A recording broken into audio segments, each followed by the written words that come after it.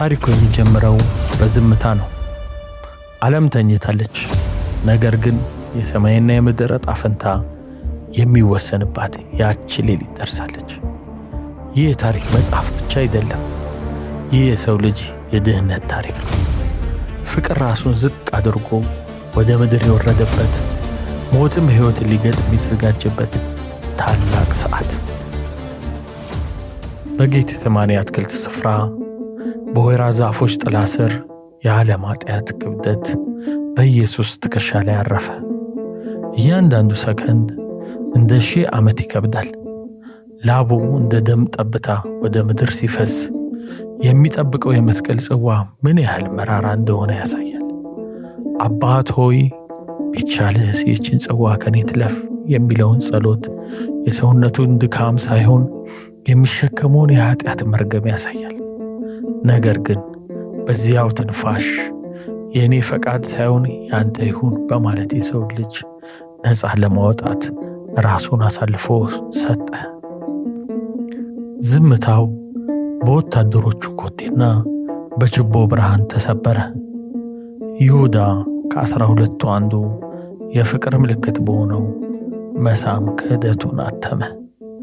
ኢየሱስ ግን በመሳም ለከዳው ወዳጁ እንኳን ወዳጅ ሆይ አለው። ወታደሮች ሰይፍና ዱላ ይዘው መጡ። እርሱ ግን በሰላም ቆመ። ጴጥሮስ ሰይፉን መዘዘ። ነገር ግን ጌታ እንዲህ አለው፣ ሰይፍ የሚያነሱ ሁሉ በሰይፍ ይጠፋሉ። እርሱ 1000 መላእክትን ማዘዝ የሚችል ሲሆን ለእኛ ሲል ግን በደካማ ሰዎች እጅ ታሰረ። በጲላጦስ ፊት የቆመው ዓለምን የሚፈርድባት ዳኛ ነው። ጲላጦስ እውነት ምንድን ነው ብሎ ጠየቀ። እውነት ግን በፊቱ ቆማ ነበር፣ ዝም ብላ። ሕዝቡ በርባንን ፍታው፣ ኢየሱስን ግን ስቀለው እያሉ ሲጮሁ ፍትህ በፖለቲካ ጭካኔ ተሸፈነች። ጲላጦስ እጁን ታጠበ። ነገር ግን የታሪክ ደም ሊታጠብ አልቻለም። ንጹሑ በበደለኞች ፊት ተፈረደበት። ግርፋቱ ሥጋውን ሰነጠቀው። እያንዳንዱ ግርፋት የሰው ልጅ መርከስ የሚቀድስ ነበር። የእሾህ አክሊል በራሱ ላይ ሲደፉ ደሙ በፊቱ ላይ ይወርድ ነበር። ወታደሮቹ በንቀት ተንበርክከው የአይሁድ ንጉሥ ሆይ ሰላም ላንተ ይሁን እያሉ ተሳለቁበት። እርሱ ግን ዝም አለ።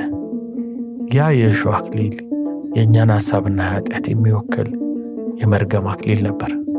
እርሱ ግን ወደ ክብር አክሊል ለወጠው።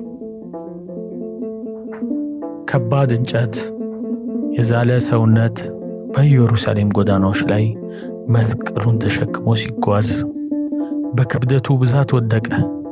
የቀሬናው ስምዖን መስቀሉን እንዲሸክም ተገደደ። ይህ ትዕይንት ለሁላችንም መልእክት አለው። መስቀሉን መሸከም ክብር መሆኑን። ሴቶች ሲያለቅሱ ለእኔ አታልቅሱ፣ ለራሳችሁና ለልጆቻችሁ አልቅሱ አላቸው። በመከራ ውስጥ እንኳን ስለ ሌሎች የሚያስብ ልብ። በጎልጎታ ኮረብታ ላይ በሁለት ወንበዴዎች መካከል ተሰቀለ። ሰማይ ብርሃኑን ከለከለ፣ ጨለማም ምድርን ወረረ። አምላኬ አምላኬ ለምን ተውኸኝ የሚለውን ጩኸት የአባትና የልጅ መለያ ሳይሆን የሰው ልጅ ከእግዚአብሔር ተለይቶ የነበረበትን ሁኔታ የሚያሳይ ነው። በመጨረሻም ተፈጸመ አለ። የሞት ሰንሰለት ተሰበረ። የኃጢአት ዕዳ ተከፈለ። በመቅደሱ ያለው መጋረጃ ከላይ እስከታች ለሁለት ተቀደደ።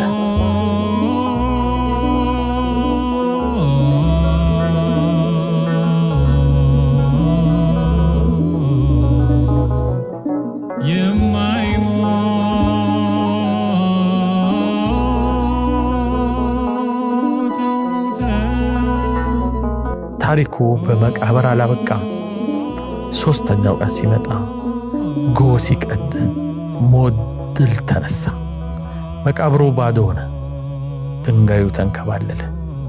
መስቀሉ አሁን የስቃይ ምልክት ሳይሆን የድል አርማ ነው። ያ የተሰቀለው ጌታ በክብር ተነሳ።